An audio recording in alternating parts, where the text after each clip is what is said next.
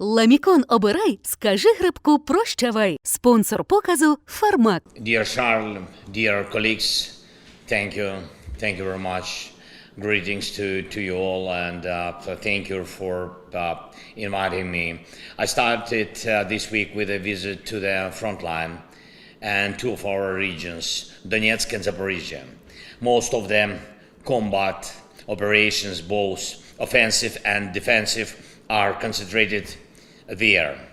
The fighting is highly intensive there, and our people are outstanding heroes. Our soldiers are doing a great job, and I'm proud of them. Every one of them who is now on the ground fending off Russian attacks and destroying Russian terrorists. We managed to liberate our land and people from the occupiers, and this is the most important thing.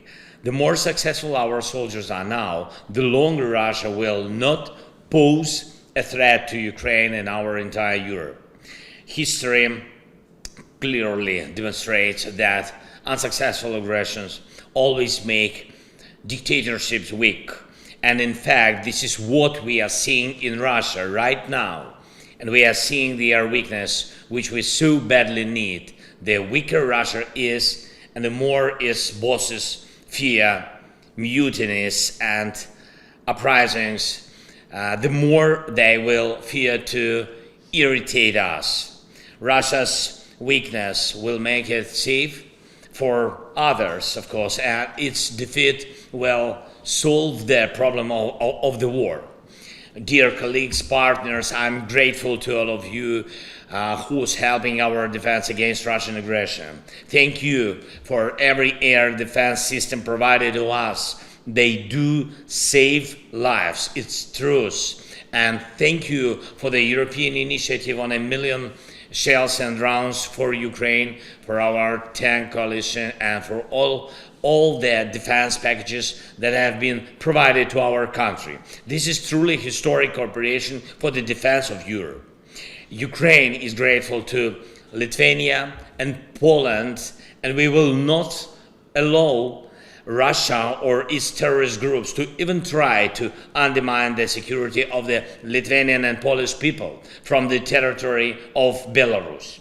For Ukraine, the security of our partners is also our security.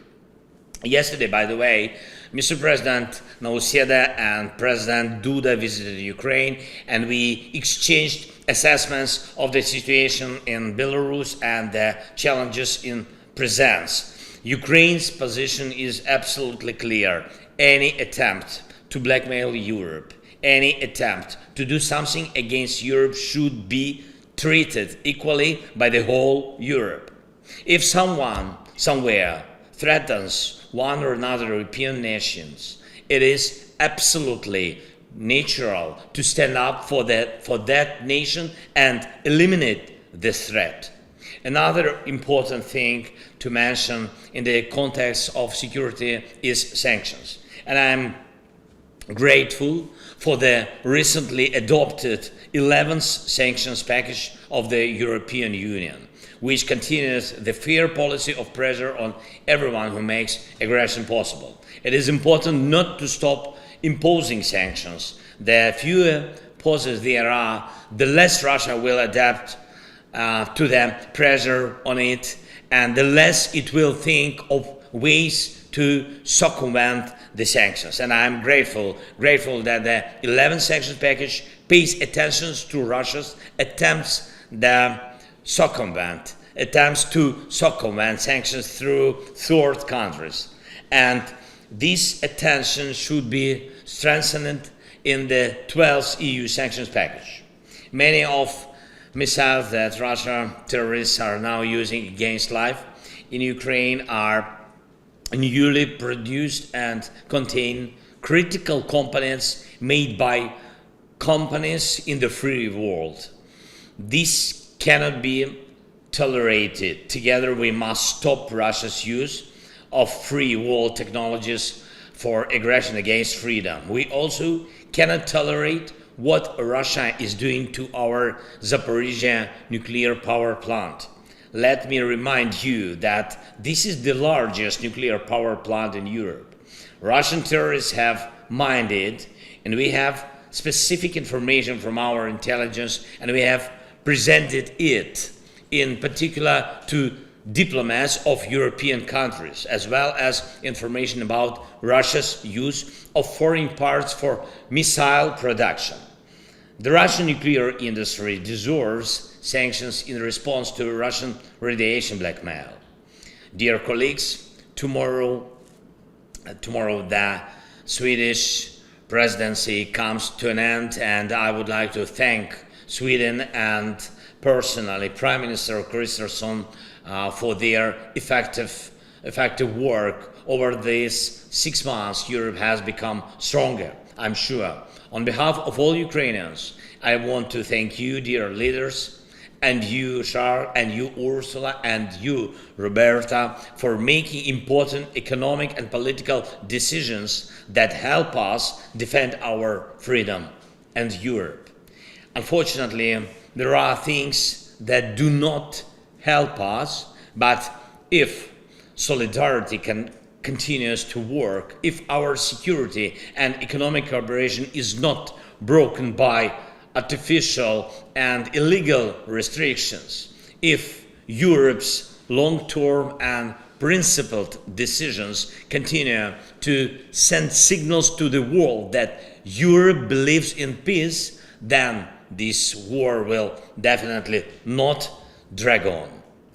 And I'm grateful for the extension of our free trade with Europe and transit for another year.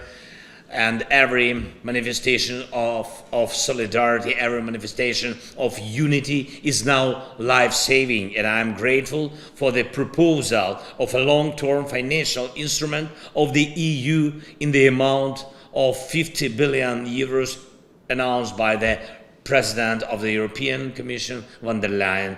And if this proposal is approved, and it will be the right signal that Europe believes in peace, believes in Ukraine. It is very, very important that the European Parliament always gives principled assessments of what is happening and immediately condemned the Russian terrorist attack on the Kakhovka hydroelectric power plant. This attack led to the largest ecocide in Europe in decades, and those responsible must be held accountable. It is important that the European Council also condemn this horrific Russian terrorist attack and ecocide at the Kakhovka hydroelectric power plant. And I would like to know that if there is no strong reaction from European leaders and countries to the Russian crime at the Kakhovka plant, it may give Russian terrorists more arrogance with regard to the Zaporizhzhia plant, and in any case, it is destructive when Russia uses a nuclear power plant for radiation blackmail and at the same time discusses the construction of new nuclear units with EU member states. And how can we trust a terrorist to build nuclear units? It's a question. It's a rhetorical question. And finally, a few thoughts on the next 6 months for Europe. I believe it is symbolic that this Saturday, on the first day of Spain's presidency, Mr. Sanchez, the Prime Minister of Spain, will visit Ukraine at my invitation. For the first time, the beginning of a country's presidency will be emphasized by a visit to Ukraine, and this actually says a lot about how important the next 6 months will be for our Europe. This is a historic time to start negotiations on Ukraine's membership in the EU, a Europe of values, a free and a strong Europe, a Europe of peace is unthinkable without Ukraine. And we are ready to start accession negotiations, and our progress is implementing the European Commission's recommendations has to be fixed. Ukraine is determined to be fully prepared for the start of accession negotiations as soon as possible, and we will do so. Peace has no alternatives, so maximum unity in Europe has no alternatives. Thank you very much for your attention. Thank you for your support. Friends, Slava Ukraini!